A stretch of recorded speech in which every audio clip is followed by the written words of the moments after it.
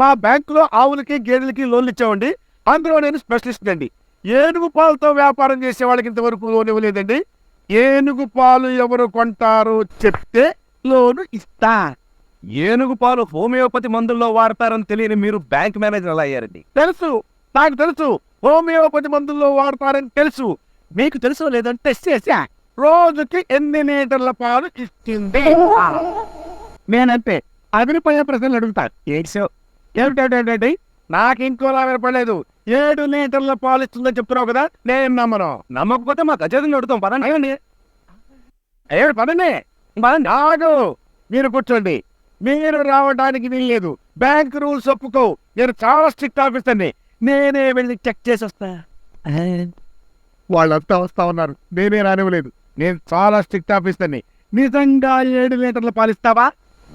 ఓహో ఓహో ఓహో, వెరీ గుడ్.